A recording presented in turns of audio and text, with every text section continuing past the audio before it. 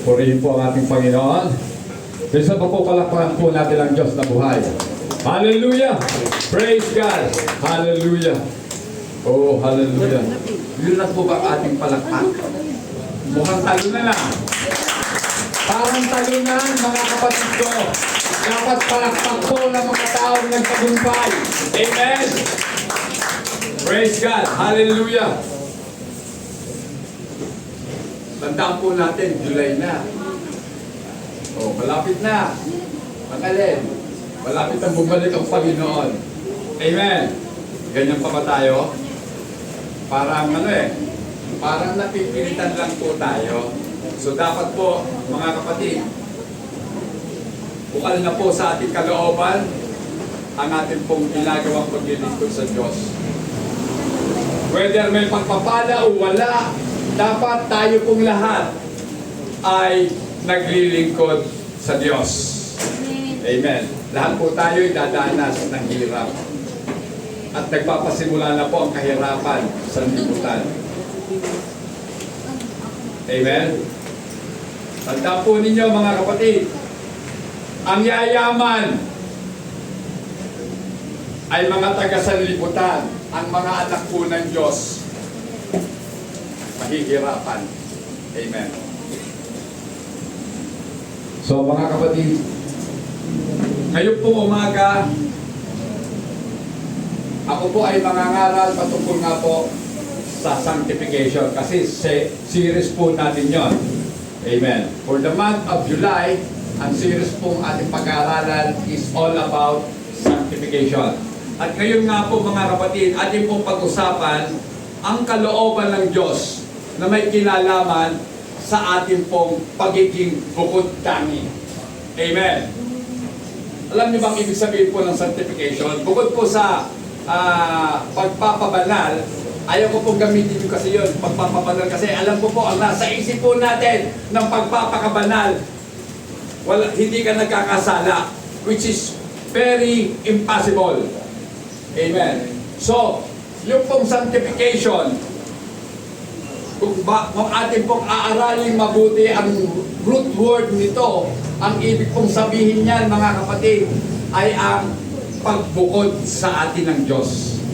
Amen. So inihihiwalay tayo sa English word, separation. The same as sanctification. Ibig sabihin, tinawag tayo ng ating Panginoon para ihiwalay niya tayo. Amen. Sino po bang gusto mahiwalay na sa sanlibutan? Ayaw natin mahiwalay sa sanlibutan, no? Say amen! Amen! Yan. Ako po, ayaw ko na sa sanlibutan. Sawa na po ako sa mundo. Tagal ko na buong nabuhay sa mundo, mga kapatid. Pero, hindi ko po nasumpungan sa mundo ang tunay na kaligayahan at kapayapaan. Amen. In my 65 years na ako po'y nabuhay, isang bagay lang po ang masasabi ko, kay Kristo ko lang nasumpungan ang tunay na kapayapaan at tunay na kaligayahan sa buhay. Amen. Ang mundo mga kapatid, napakaraming offer. Ano pa ang mga offer ng mundo? Fame, wealth, ano pa? Social. Yun na ngayon mga kapatid. Pero bago po tayo pumalaot mga kapatid, introduction pa lang yun. Hindi pa talaga tayo dumadako sa totoong topic natin. So manalangin po muna tayo. Panginoong Yesus, muli po kami po ay lumalapit sa iyo. Humihingi ng iyong gabay. Patungkol nga po sa aming paksang tatalakayin. Panginoon, turuan po kami sapagkat alam po namin, Panginoon, wala kaming kakayanan unawain ang iyong kaisipan, ang iyong kalooban, Panginoon, na maliban na ikaw po ang siyang magtulong sa amin sa pamamagitan ng iyong banal na Espiritu. Lord, we ask you to intervene. Na ikaw nga po, Panginoon, ang siyang manguna sa amin pong gawain sa umagang ito. Kasangkapanin ang iyong alipin, ang kanyang puso, ang kanyang isip. Gamitin, Panginoon, upang mahayag ang iyong kalooban. Marami pong salamat. Ito po ang aming samot na langin sa iyong makapangyarihan at banal na pangalang Jesus. Amen. Amen. Praise God. So mga kapatid,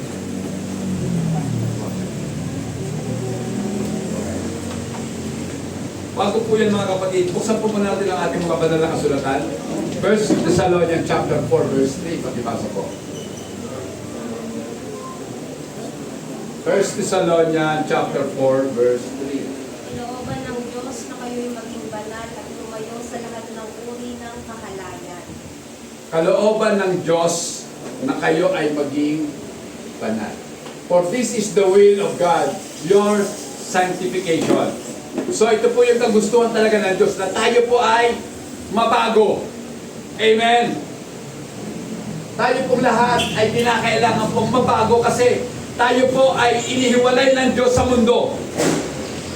So the moment na tayo po ay inihiwalay ng Diyos sa mundo, doon po nagpaumpisa ang unti-unting proseso ng pagbabago sa buhay po natin. Amen.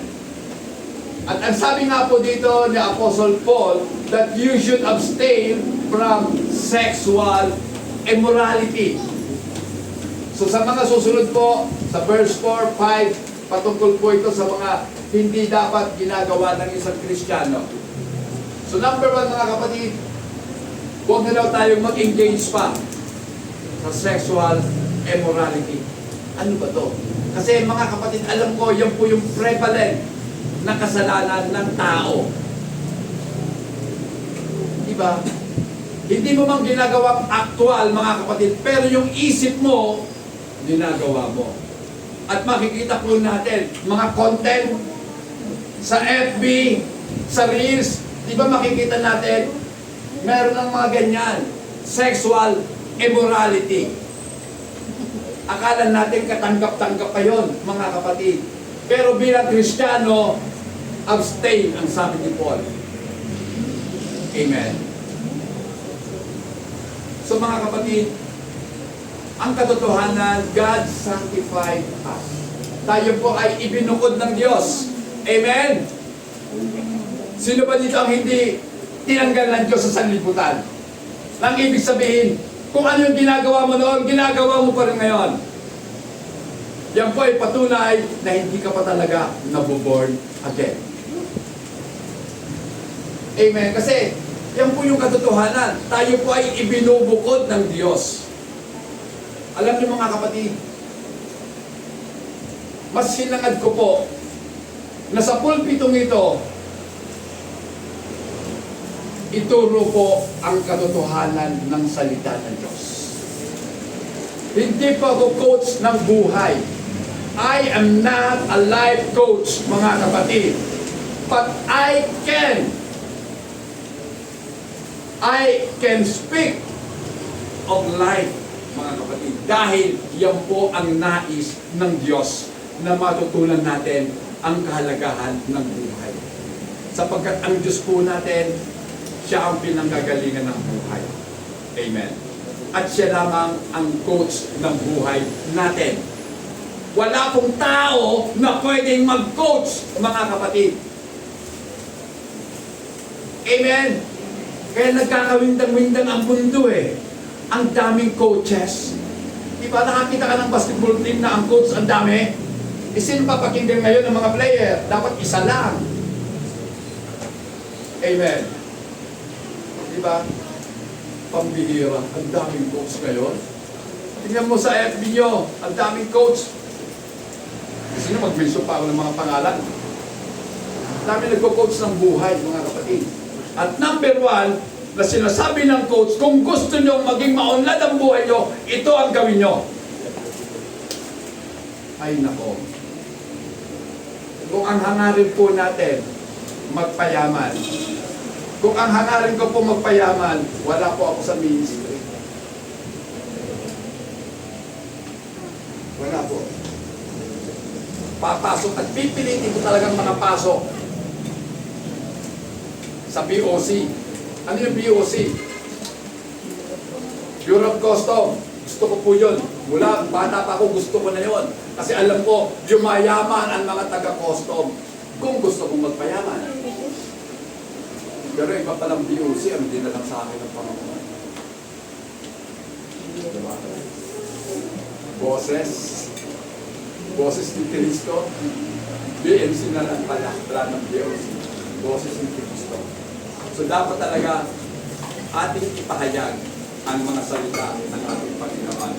So, dahil tayo po ay ibinukod ng ating Panginoon sa kadahilanan na nais po niya na tayo po ay maging katangi-tangi, bukod tangi, mga kapatid. Di ba? So, ibinukod ka ng Diyos upang maging katangi-tangi. Kaya ang tawag ko doon, bukod tangi. So, tayo po ay inihiwalay ng Diyos o inihiwalay para sa Diyos. Yan po ang dahilan. We are separated for God and we are saturated by or with God. Ano yung pastor? Halos magkatulog separated, saturated. Magkaiba po yun. Ang dahilan po kung bakit tayo ibinukod ng Panginoon para sa Kanya. Gusto niya na tayo ay maging Kanya.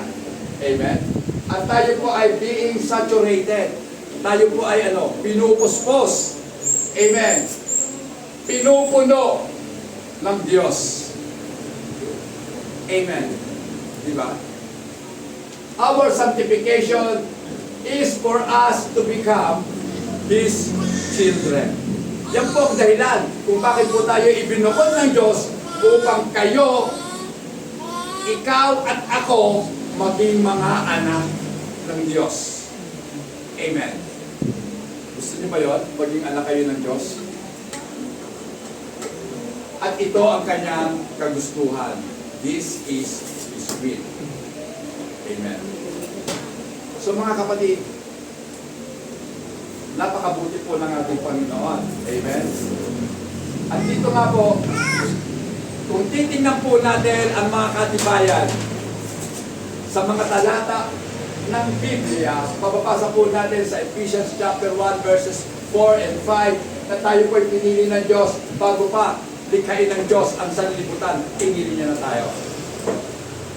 Naniniwala ba kayo? You are chosen before the foundation of the world. Amen. At doon po sa eternity future, makakasama natin ang Diyos sapagkat siya ay mananahan sa atin. Amen. So bukod sa eternity future, sa ngayon mismo mga kapatid, ang Diyos ay nananahan sa bawat isa sa kanyang mga anak through His Spirit. Amen. Pag sinabing Espiritu, mga kapatid, ang ibig sabihin po niya,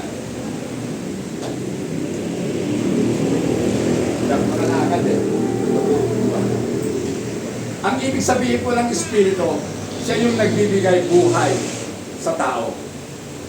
Amen. At kung si Kristo ang nagbibigay buhay sa tao, mga kapatid, dapat siya na ang nasusunod sa atin. Dahil ang katotohanan, tayong lahat patay na. At kung patay na, di ba ang patay wala nang magagawa? Dapat wala nang nagagawa yung sarili mo ngayon. Dapat si Jesus na ang nasusunod sa buhay mo. Amen? At kung si Jesus ang nasusunod sa buhay po natin, pag sinabi ng Panginoon, araw ng linggo, akin, dapat kanya yan. Amen? Wala na. So, dapat kanya po ang linggo, hindi atin. Amen? Kahit ang pinag-uusapan, pera, malaking pera yon, mawawala sa akin. Eh, pera lang yan eh. Di ba? Eh, paano kung mawala? Hindi ang Diyos, hindi mawawala ang Diyos. Paano kung mawala ang buhay mo? Anong pwede mong ipampalit sa buhay mo? Hindi mawala? Mga kapatid, huwag po kayong matakot. Mawala man ang mundo, ang Diyos hindi mawawala. Amen. Mawala man tayo, siya hindi.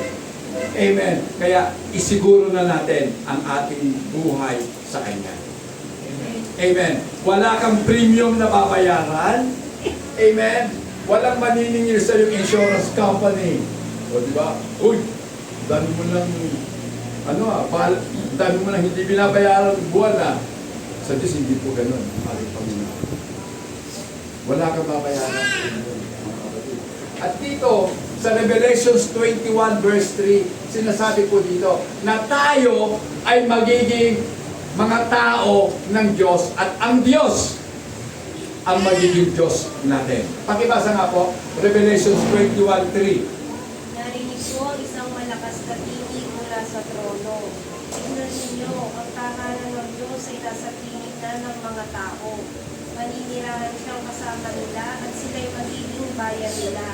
Diyos mismo ang makakapiling niya at siya ang magiging Diyos nila. Amen. Bakit sinasabi ng Panginoon yan? Behold, the tabernacle of God is with men.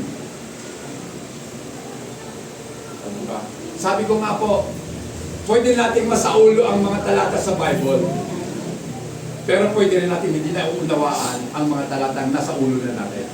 Mahalaga, naiintindihan po natin. Maliwanag ang sabi, behold, the tabernacle of God is with men, and He dwell with them. Nananahan ang Diyos sa atin. Saan siya nananahan? Di ba sa mga puso natin? Siya ang nananahan, siya ang naninirahan. Ibig sabihin, vacated na ni Ricardo ang puso niya. Ang nandito na, si Kristo na. Amen? Isinurrender na natin ang sarili natin kay Kristo dahil siya na ang naghahari dito. Amen? Pero kung ikaw pa rin nasusunod sa buhay mo, questionin mo na ang pananampalataya mo. Malamang wala ka talaga sa Diyos. Examine yourself. Sabi nga po ni Paul Washer. Amen. Alam niyo mga kapatid, I like the Reformed theologian. I love them. Kasi doon ko sa kanila nakita ang katotohanan sa paglilingkod sa Diyos. Bagamat mali ang kanilang fundamental na aral, kasi mga Trinitarian po sila. Pero tayo po ay naniniwala sa isa lang ang Diyos. Amen?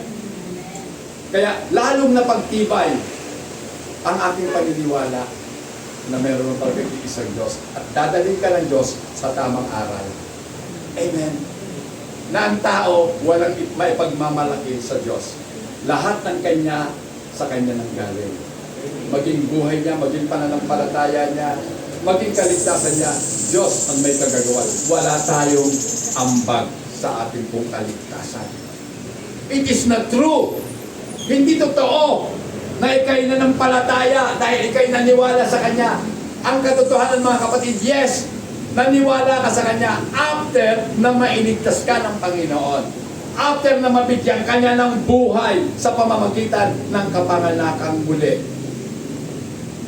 Sa English mga kapatid, when you are regenerated, saka ka lang nagpasya.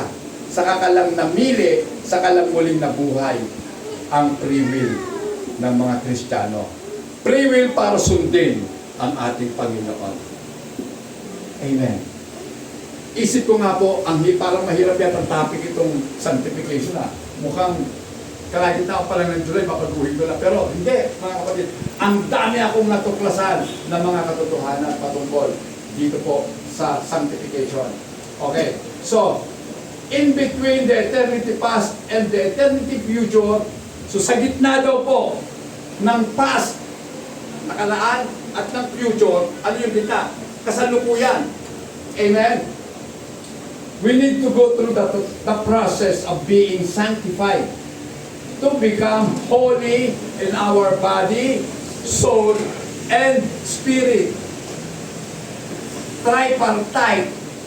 Hindi naman mahulugan na Trinity tayo, mga kapatid. Yan po yung kabuuan ng tao.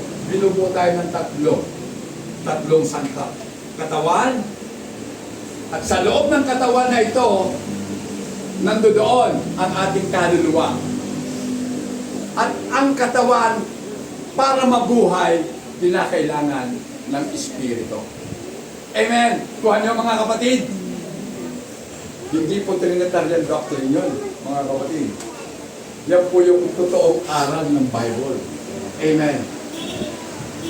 Ngayon, para sa katibayan, basahin po natin 2 Corinthians 3:18, ano sabi?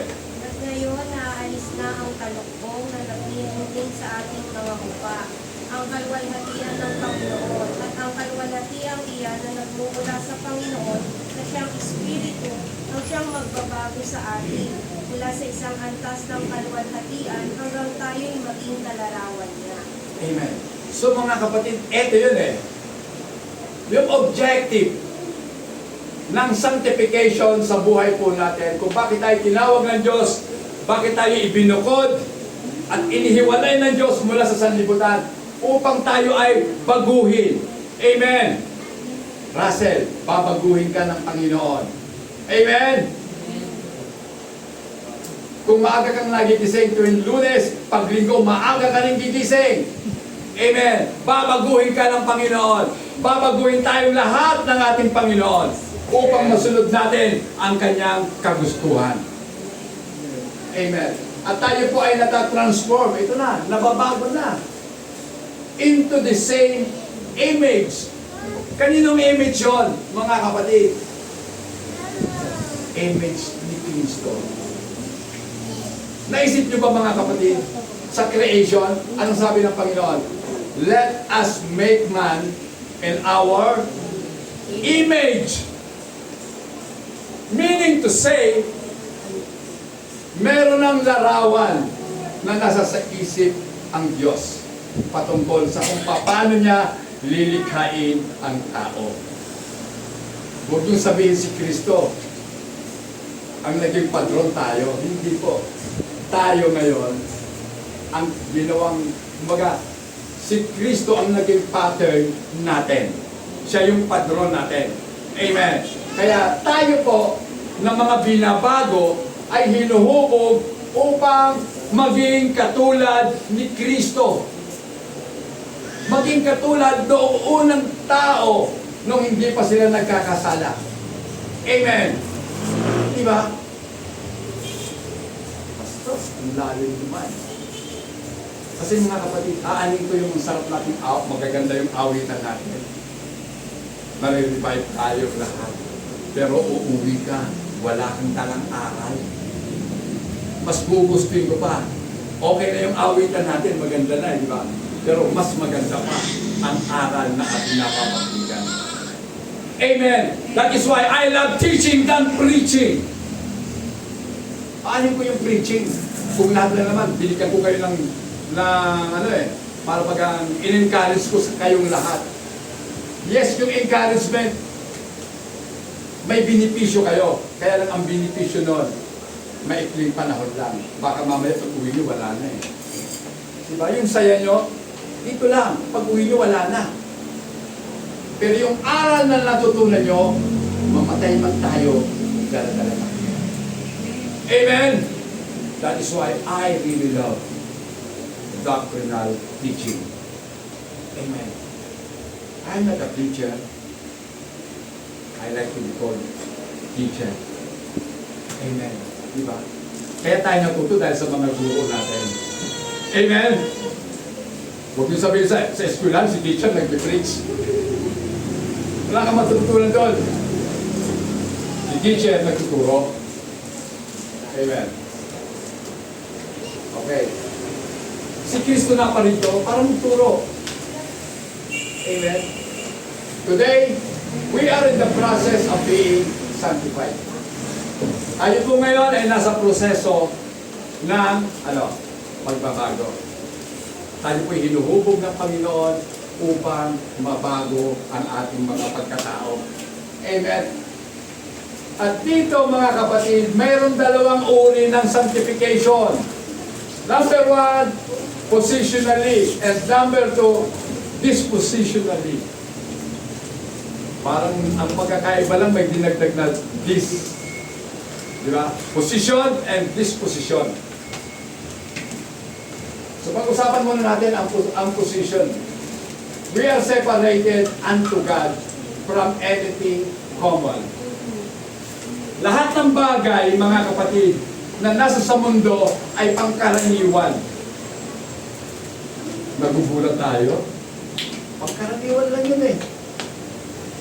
Bakit pangkaraniwan? Hindi lang ikaw ang meron. Halos lahat ng taga-mundo meron. Kaya pangkaraniwan. Amen? At dahil po pangkaraniwan, inihihiwalay tayo ng Diyos.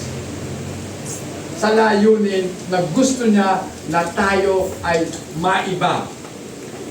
Amen. Para ma-differentiate ng mga tao kung sino ang taga-mundo at kung sino ang taga-sunod ni Kristo. May pagkakaiba. Amen. The way you talk, the way you dress, the way you spend your lives, iba sa mga tao ng sanlibutan. Yung aspiration natin, iba sa aspiration ng mga tao ng mundo. Diba? Ano bang pangarap mo? Pangarap mo nga dati, gusto kong yumawan eh. Pero, napakabuti ng Diyos. Binigyan niya ako ng higit pa sa kayamanan. Amen. Nakilala ko siya na siya ang dakilang kayamanan para sa akin. Jesus Christ is the greatest treasure for me. Wala na kong iba. Kaya, dapat ganun din po kayo, masumpungan nyo si Kristo na higit pa sa kayamanan na iniaalok ng sanlibutan. Amen. Pahalagahan natin ba, mga kapatid? Then, dispositional. We are being saturated with God through His Word. Tayo po ay pinupuspos ng Diyos sa pamamagitan ng Kanyang salita. Kung walang salita, paano ka mababago? Diba? Kung wala po ang mga ngaral, kung walang tagapagturo, paano mababago ang tao? Amen. Dahil ang katotohanan, ang tao po ay mababago lamang sa pamamagitan ng salita ng Diyos. Nang ibig sabihin, si Kristo ang siyang magbabago sa atin. Amen. Palakpakan po natin ang ating Panginoon.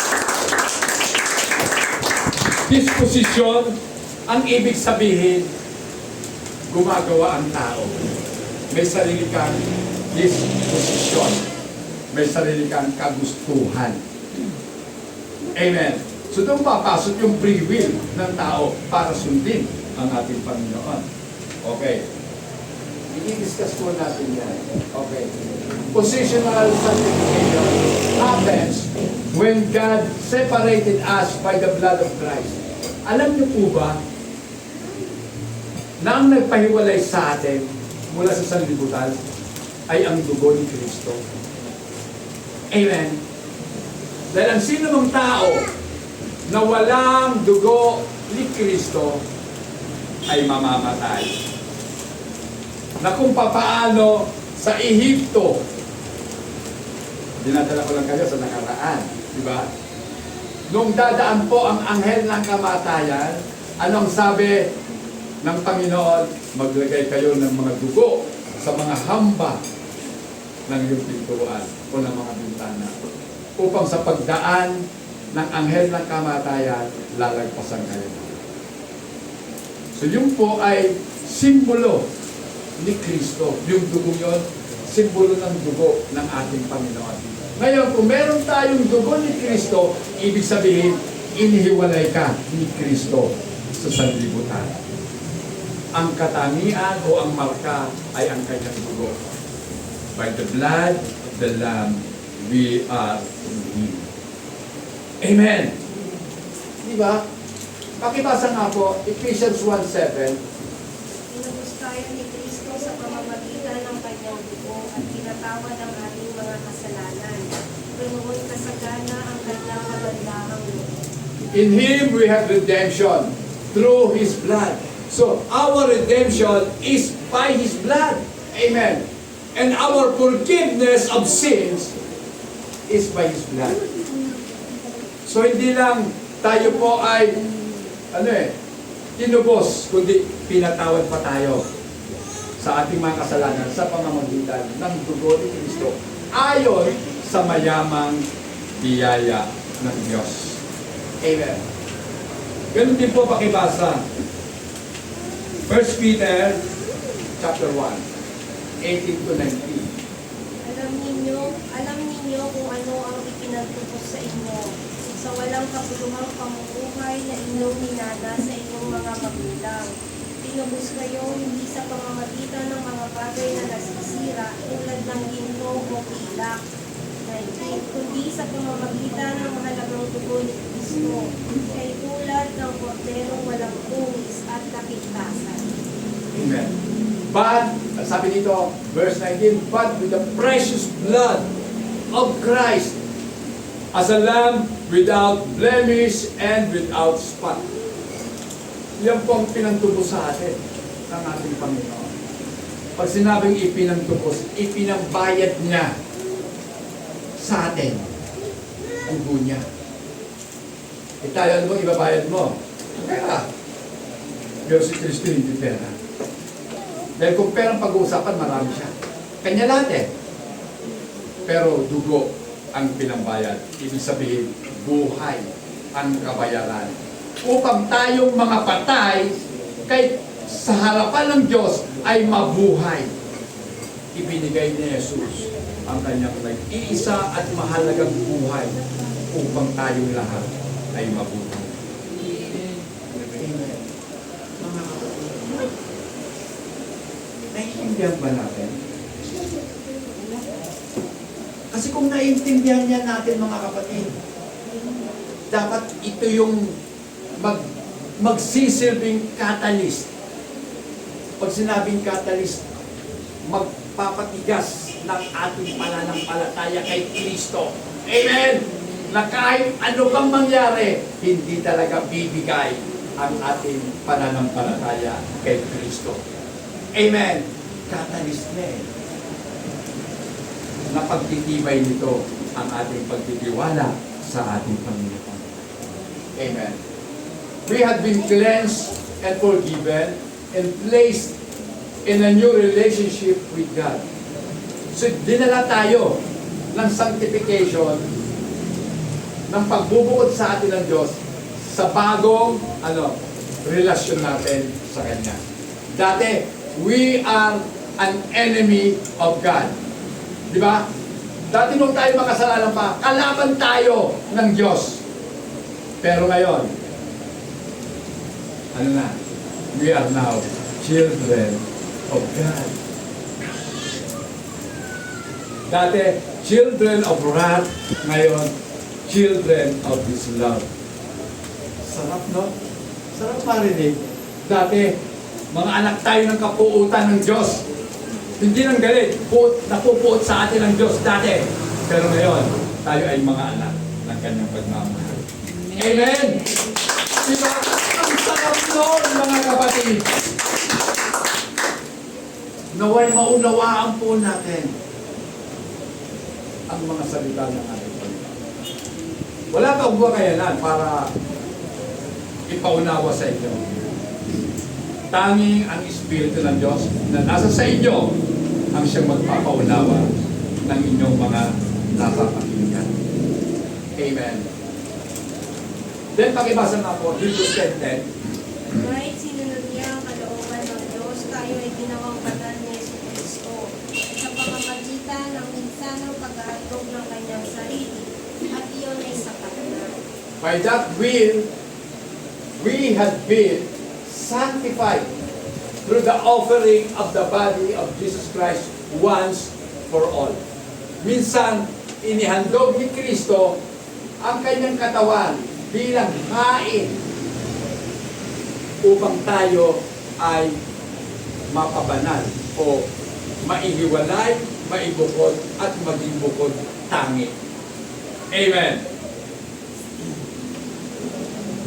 So mga kapatid, wala na pong hihigit pa sa ating Panginoon. Now believers become adopted children of God and are seen righteous. So sa tingin po ng Diyos sa atin, Bukod sa tayo ay mga adopted son. Sino ang gusto maging ampon ng Diyos? Ako gusto ko yan, ampon. Bakit? May malaking bentahe ang pagiging ampon kaysa sa biologically anak. Kasi yung biological na anak, walang magagawa ang magulang eh. Yung talagang ibinigay. Wala kang choice, tama? Pero pag aampong ka, ikaw ang pipili. Sino pang aampong ko dito? Guwapo tayo, ako ng guwapo. Magiging dalawa na kami guwapo. Ito na lang, medyo hindi guwapo. O, di ba? So namili ka. Yung malinis pa o yung marungis? Yung marungis na lang. Para may chance ako para linisin. O di ba? Ganun ang Diyos sa atin. Sino ba naman tayo? Ang ganda? Hindi. Malinis ba tayo? Hindi rin. Lahat tayo makasalanan. Pero inampun tayo, pinili tayo ng Diyos upang Kanyang linisin. Amen. Amen! Ang paglilinis po ng Diyos is His Word, ang Kanyang salita. Amen? Ngayon, natatawa ako eh. Sino ba dito ang laging naliligo? Siyempre, lahat magtataas na. Ako lagi naliligo. Tapos ko nga. Naliligo nga talaga. Naliligo. Pero, bakit hindi tayo naliligo ng salita ng Diyos? Dapat, kung paano ka naliligo, kung paano mo nililinis ang katawan mo, dapat ganun din ang paglinis ng ating mga kaluluwa. Amen! At ang tanging paglinis ng kaluluwa, salita ng Diyos. Amen. Pastor, hindi naman nakikita yung kaluluwa. Hindi nga. Hindi ko nakikita kaluluwa mo kung marumi o malinis. Pero kitang-kita ng Diyos. Kung napakarungis. O diba? Maaari sa panlabas, ang linis-linis mo, ang bango-bango mo pa eh. Diba? Pag magsalita ka, parang totoo. Sa bagay, totoo naman ang sinasabi mo. Pero, itinatanggi ng puso mo yung sinasabi mo. Nang ibig sabihin, hindi ka nagsasabi ng totoo. Yung motibo mo, iba kaysa sa ginagawa. Amen. So now, believers become adopted children of God and are still righteous through the word of Christ. So ang pagiging righteous po natin, hindi natin kagagawan. Kundi naging righteous po tayo dahil sa mga gawa ni Kristo, which is all righteousness. Lahat po ng gawa ni Jesus ay matuwid. Lahat ng gawa natin, masama. Pero dahil nga po, merong palitang naganap, pinalitan ni Kristo ang masama nating mga gawa. At ang ibinigay sa atin, ang kanyang katuwiran o ang kanyang mabubuting mga gawa. Tuloy na natin, Panginoon. Amen? So, pag-usapan naman po natin, dispositional. Kanina, positional na. Positional. Ngayon po, dispositional sanctification. Which involves experiencing the Spirit sanctifying work in our lives. Naranasan niyo na ba? Kung paano ang Espiritu kumilos sa buhay mo para baguhin ang iyong pagkatao. Ako po nabago. I swear. Wala na po ako ngayong affection sa pera. Kilala niyo ako, di ba? Pagdating sa pera, ayoko pong mag-involve doon. Pero hindi ko naman tinatanggihan ang biyaya ng Diyos. Kung bibigyan ako ng pera, kukunin ko. Pero alam ko sa sarili ko, hindi akin ang pera. At kung hindi akin, at ito'y bigay ng Diyos, mananagot ako sa Diyos na nagbigay. Paano ko ba ginamit ang pera? Gusto mong yumaman? What is your motives? Magpapagawa ka ng simbahan? Really? Totoo ba? Hindi kinakailangan ng Diyos ng simbahan. Ang kailangan ng Diyos ay ang matitirhan niya. Kailangan ka ng Diyos. Amen. Kapag sa puso mo, mananahan siya. Hindi siya mananahan sa isang edifice, sa isang building, mga kapatid. Kahit na magtayo pa tayo ng napakalaking simbahan at ginugulang po natin ng 100 million. Wow, pastor, ang dami yan. Ano kayong simbahan yan? Ayoko po ng ganong uri na simbahan. Baka tulugan nyo na ako. Kasi pag ganong uri ng simbahan, 10 million, ay 100 million, ano yun? Yung stage mo, may mga spotlight,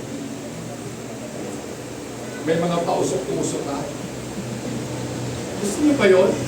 Ano yun? Sinihan?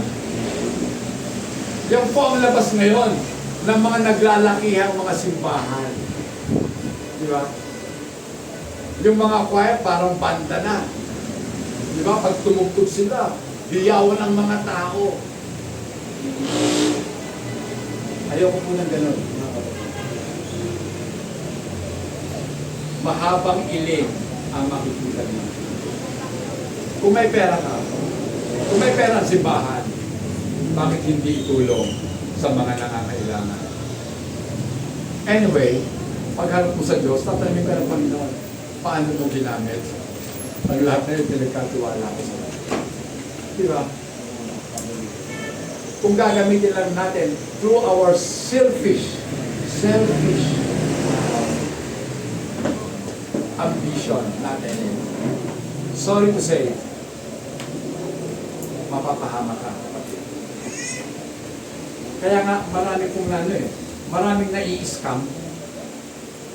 Alam niyo ba kung bakit maraming nai-scam? Isa lang ang nasa sa isip ko doon eh. Bakit ka na-scam? Kasi naghangad ka. Umiral yung pagiging greedy mo. Hindi ka pa ba nasisiyahan sa kung ano binigay sa'yo ng Diyos? At kung gusto ka ng Diyos pagyamanin, walang pwedeng humadla para yumaman ka. Amen? Basta wala akong kakayanan mag-manage ng pera. Yes, wala ka talagang kakayanan. Basta sa missionary, wala kang kakayanan. Pero may alam akong marunong bihasa sa pera. Ang Diyos. Amen? Amen. Pagkatiwala mo sa Kanya, Lord, paano ko gagamitin ng pera? Sobra-sobra itong binigay mo sa akin. For my needs, and for my family needs, at maging sa mga kaibigan kong needs, lahat, nabigay ko na. Lord, paano? Kilala niyo naman siguro si David, di ba? King David. Si Haring David, meron siyang objective, meron siyang motibo. Sa kanyang puso, gusto niya ipagtayo ang Panginoon ng templo. Siyempre kasi nakatira na si David sa magandang palasyo. Gusto niya naman ang Panginoon sa permanenteng templo. Pero sabi ng Panginoon sa kanya, hindi ikaw, David. Hindi ikaw ang gusto ko na magtatayo ng templo. Ang anak mo, si Solomon. Amen. So kahit na maganda ang motibo, pag sinabi ng Panginoon, huwag, hindi ikaw. Huwag mo na ipilit na para bagang mas tama ka kaysa sa Diyos. Mas magaling ka kaysa mag-isip kaysa sa Diyos kung paano mag-isip. Hindi mo ba alam na ang Diyos, alam niya na kung ano ang wakas sa pasimula pa lang.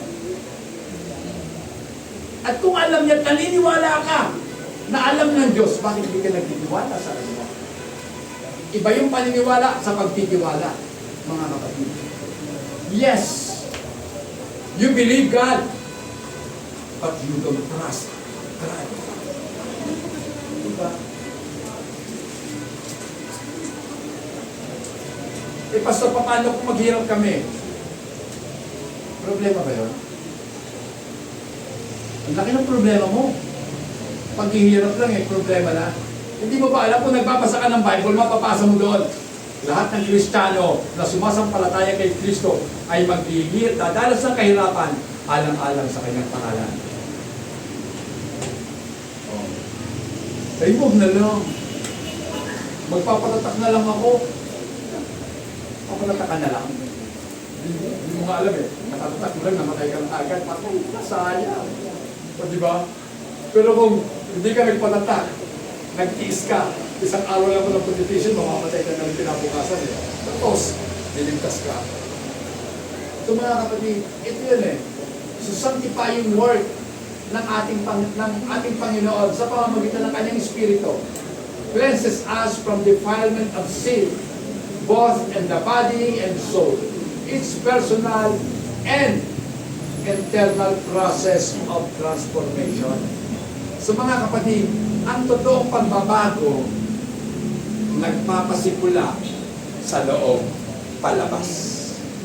Hindi galing sa labas, paloob, mali yun, mga kapatid.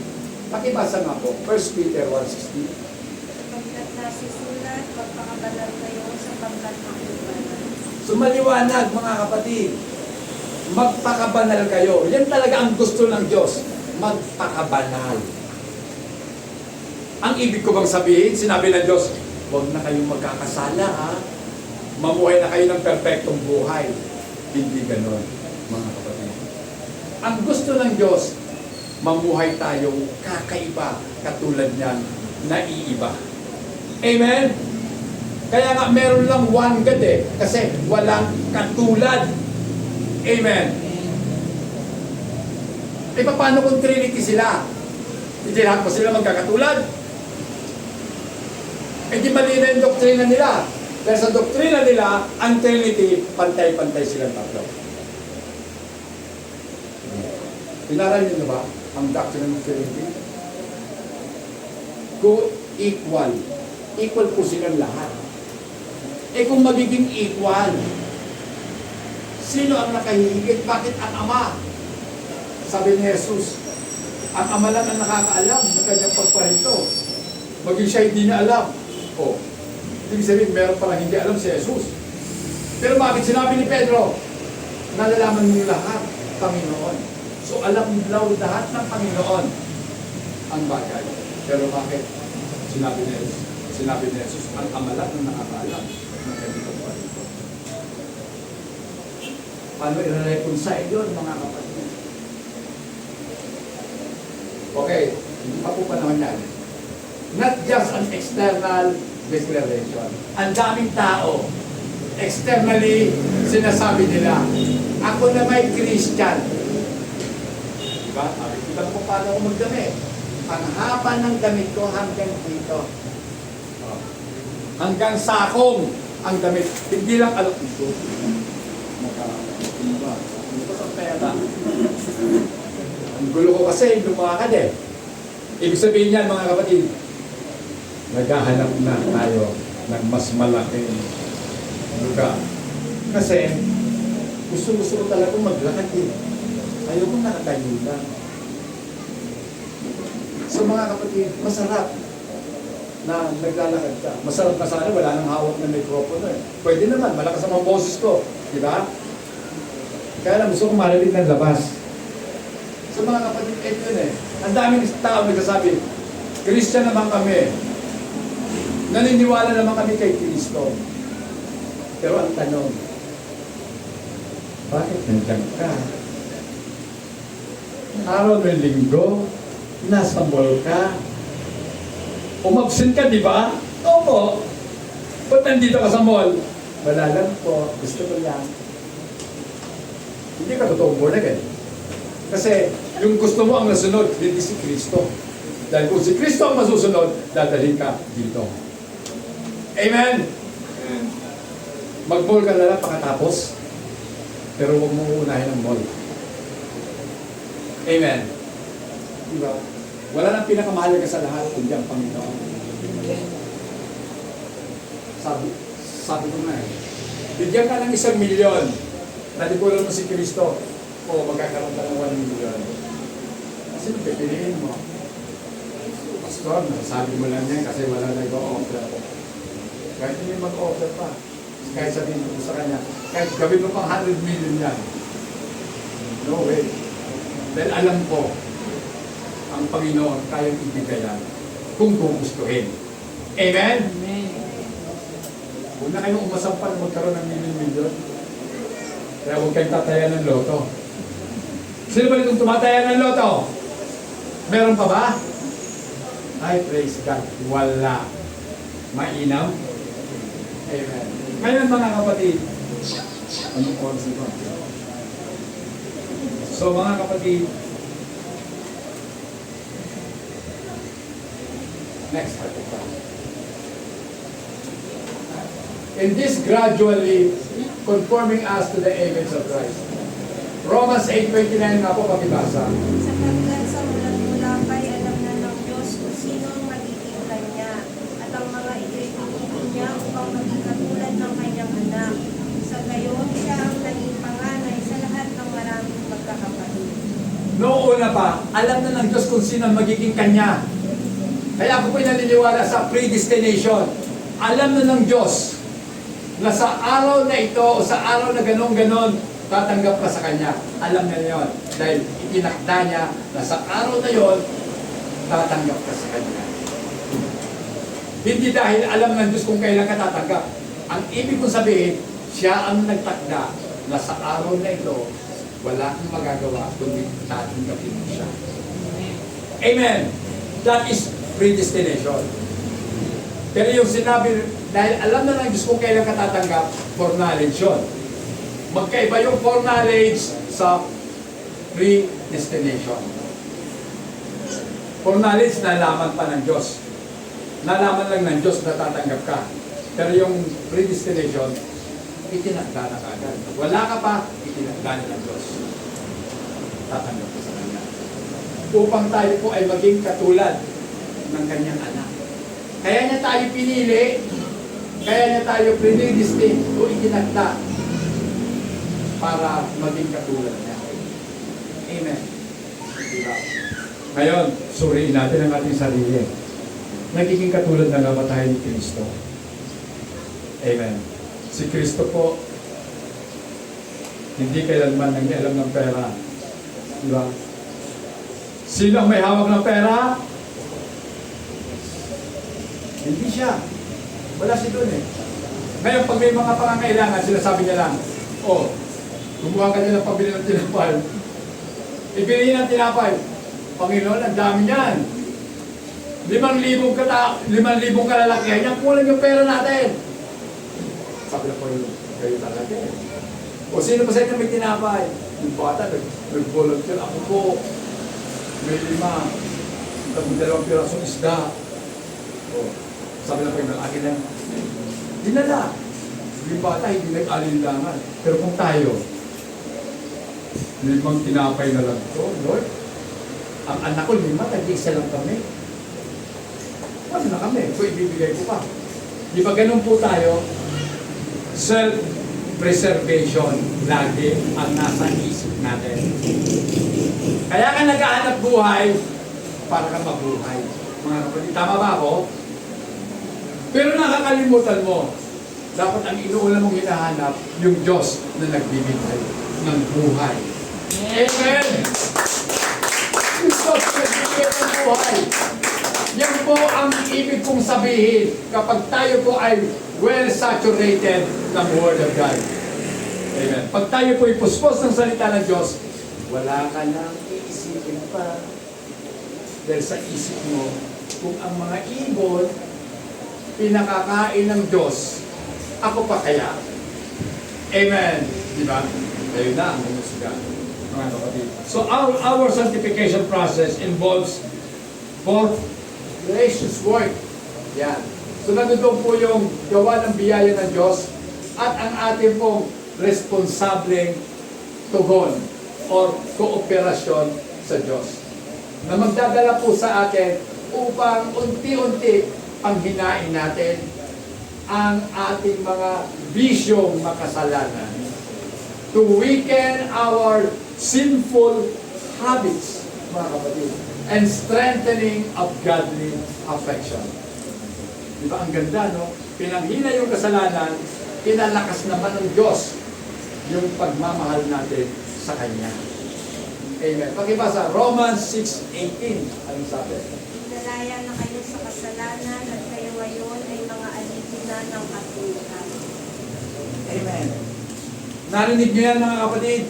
Pinalaya na tayo mula sa kasalanan. Malaya ka na mula sa kasalanan. Pero ito, naging alipin ka ngayon ng katuwiran. Anong gusto mo?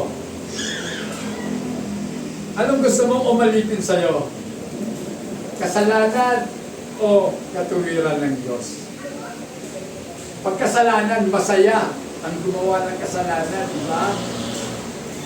Pero pansin nyo ba, na kapag gumagawa ka ng kasalanan, ang nasisyan lang naman, laman mo. Yung pakiramdam ng laman mo. Pero yung puso mo, yung isip mo, nagugulo. Di ba? Nagugulo. But sad to say, mga kapatid, nangingibabaw pa rin yung gawa ng laman. Nangingibabaw pa rin yung gusto ng laman. Diba? Sinabi na nga, bawal mag-cellphone. Eh gusto ng laman yun eh. May nabasa ko kanina, yung scroll ka ng scroll sa cellphone mo, nakakabobo. Nawawala yung pagiging tao mo, nagiging alipin ka ng gadget mo. Wala ka nang ginawa kundi mag-scroll? Wow! Baliw ka na. Binaliw ka ng mga hawak niyong gadget. Ang totoong nasa katuwiran ng Diyos, nagbabasa ng salita ng Diyos. Paano mo malalaman ang katuwiran ng Diyos kung hindi mo alam? At paano mo malalaman kung hindi ka nagbabasa? Hindi ba? Mga kapatid, I hate to say this. Sa ngayon po, nakikita ko, mapabata, mapamatandang hukluban, hawak, cellphone.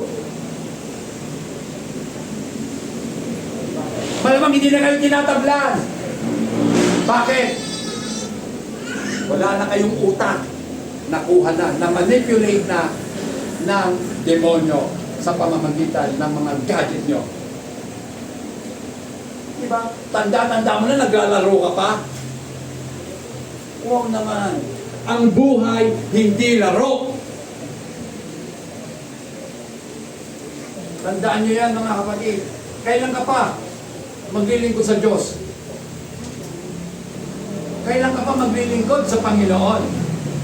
Kung hindi ngayon, kailan? Diba? Kinakanta natin yun. Kailan ba ibibigay ang buhay? Kailan ba ibibigay ang buhay mo para sa Panginoon? Saka na, Pastor, pag dumating na yung convenient yung panahon para sa akin, pag nakagraduate na ang mga anak ko, paano kung hindi dumating ang panahon na makagraduate ang anak mo? Kung ikaw ang mag-graduate na kaagad, ibig ko sabihin, mategi ka na. O, paano ka makapaglilingkod? Dead ka na. So, mahirap mga kapatid. Kaya, dapat pasimulan na po natin. Unti-unting panghinain na po natin ang mga kasalanan sa buhay natin. Hanggang sa tayo na mismo magsasabi, itong cellphone, ayaw ko na yun. Ang totoo lang, nabuhay tayo, walang cellphone. Tama? Ipinanganak tayo, wala namang telepono eh.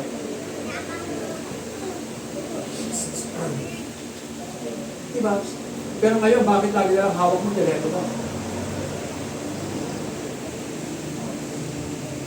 Hindi nyo ba alam na ang pinaka-objective ng telepono for communication purposes? But Satan is wise. Wiser than you. Not wiser than me. Not wiser than us. Sa sanlibutan, talo sila ni Satanas. Diba? Napasunod sila eh. Pero ang mga Kristiyano, hindi.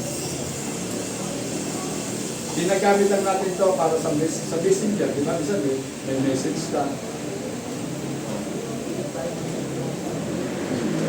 May Bible application. Okay lang. Pero wala pa rin yung silbi. Kasi pag wala ng kuryente, wala na ito eh. Pero yung mga libro nating hawak, yung Bible mismo, yung hard copy ng Bible, yun ang mahalaga. At yung Espiritu na nakapaloob sa salita na nakasulat sa Biblia, yun ang pinakamahalaga. Itago natin sa isip at sa puso natin. Amen. Mga kapatid, pakibasa nga po, Romans 12:1 and 2. Kaya nga mga kapatid, alang-alang sa masaganang habag ng Diyos sa atin, ako'y nakikiusap sa inyo na inyong ialay ang inyong sarili bilang isang kalugod na buhay, banal at kalugod-lugod sa Diyos. Ito ang karapat-dapat na pagsamba ninyo sa Diyos. Huwag kayong makiayon sa takbo ng mundo ito. Sa halip, hayaan ninyong pagaluin ng Diyos ang inyong pag-iisip upang maunawaan ninyo ang kanyang kalooban. Sa ngayon, magagawa ninyo kung ano ang mabuti, kalugod-lugod at ganap na kalooban ng Diyos. So, isa po yan sa pinaka-paborito kong verse sa Bible. Sa lado ko na yan eh. Sabi doon ni Paul sa verse 1, I beseech you therefore, brethren, nakikiusap ako sa inyo, mga kapatid ko. Alang-alang sa biyaya ng Diyos, ihandog ninyo ang inyong katawan bilang hain buhay. Hindi naman kinakailangan mamatay tayo eh.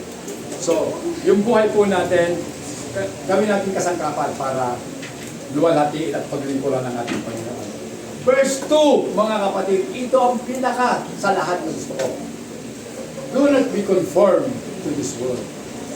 Anong ibig sabihin yan? Huwag kayo makipagsanayon sa sanlibutan ito. Amen!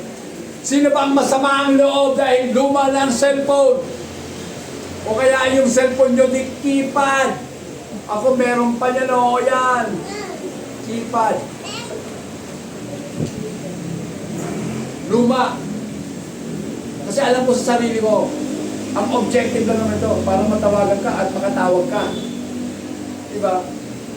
Later, invention na lang yung mga laro, yung mga picture-picture. Diba? Dati nga noon eh, pag sa cellphone, tawag lang talaga, walang text, diba? Pag text, anong tawag doon? Beeper? May beeper. Ito, may beeper na. Uwian na daw. Pastor, alas 12 na. Nag-beeper na ba? So, ngayon mga kapatid ito, but be transformed. Magbago daw tayo sa pamamagitan ng pagbabago ng isip. Bakit isip? Bakit hindi puso? Bakit isip? Mas matalino ang Diyos kaysa sa atin. Isip yan dahil lahat ng ginagawa natin nag-o-originate sa isip. Amen. Paano na mapatunayan natin kung ano ang mabuti, katanggap-tanggap at sakdal na kagustuhan ng Diyos? Amen. So, oras ko na yata eh. Mamadaling ko na lang ito mga kapatid. Mga katangian po ng sanctification. Ibig sabihin ng sanctification, it is a lifelong process. Mga kapatid, ayan. Philippians chapter 2, verse 12 to 13. Pakisulat nyo na lang yan. Kunin nyo na lang ng picture yan. Ayan. Okay. Therefore, ayan. Number 2, mga kapatid, cooperative effort. Ayan. Upang tayo po ay masanctify, umabago tayo, we need to cooperate with God. Okay. Yan po ang mga talata. 1 Thessalonians 5:23, Hebrews 12:14. Number 3. Okay. Focus in Christ. Dapat ang buhay po natin nakafocus sa ating Panginoon, not on ourselves. Amen. Ako nga po, sa totoo lang, ang dami kong nararamdaman sa katawan ko. Halos lahat na yata ng parte ng katawan ko mula ulo hanggang paa, may nararamdaman. Pero hindi ako nag-focus sa nararamdaman ko. Dahil alam ko, mamamatay ako. Alam ko, tao lang ako. May kahinaan, may pagkabulok. Pero yung focus ng aking isipan, yung Diyos na hindi nagbabago. Amen! Diyos na makapangyarihan sa lahat. Sabi ko nga po, yung sovereignty, ibig sabihin po nun, dakilang kapangyarihan. Ganon kakapangyarihan ng Diyos. Number 4. Okay. Yung sanctification po natin, hindi biglaan. Hindi katulad ng justification. Then yung justification is just a declaration from God. Sinabi ng Diyos na, okay, not guilty ka. So wala ka na sana. Pinatawad ka na. Pero itong sanctification, progressive in nature po yan. Yan. Hindi na nangahulugan na sinless ka para ma-attain mo yung perfection. Pero, kapansin-pansin, ang paghihina o panghihina ng iyong kasalanan, ng kapangyarihan ng kasalanan sa iyo at unti-unting paglakas ng iyong paglago sa kabanalan. Yan ang mga verses. Romans chapter 6, verse 14 hanggang 19, Romans 8:13. Then lastly, mga kapatid, ang ating pong pagbabago o ang ating pong pagiging bukod ay sa pamamagitan po ng kanyang salita. The role of Word of God and the Spirit of God as means through which God works in sanctification. Okay. John 17:17. Sanctify them by your word. Your word is true. Sabi. Then 1 Timothy 4:5. Yan. Okay. Doon na tayo po sa balimunan. The Word of God is the source. Okay. Okay na yun. The Word of God is the source of truth and guidance. Alam naman po natin, ng salita po ng Diyos, yun talaga pinanggagalingan ng katotohanan at ng gabay. Amen. Without the Word of God, sino gagabay sa atin? Without the Word of God, paano natin malalaman ang katotohanan? Okay.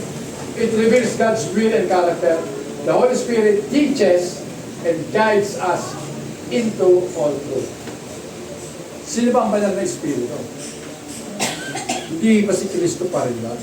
At dahil si Kristo siya pa rin ang magtuturo sa atin. Yung Holy Spirit ang magtuturo at siyang gagabay sa atin sa lahat ng katotohanan. Hindi ka maliligaw kapag ang Espiritu ang ginawa mong gabay. Amen. So, punta na po tayo sa conclusion, mga kapatid. In essence, sanctification emphasizes God's sovereignty in the process. The cooperative nature, yung pong ating obedience, pagsunod natin, bilang mga mananampalataya, at ang habang buhay na paglalakbay, which is the process of growth in holiness as believers being transformed to conform to the image of the Lord Jesus Christ.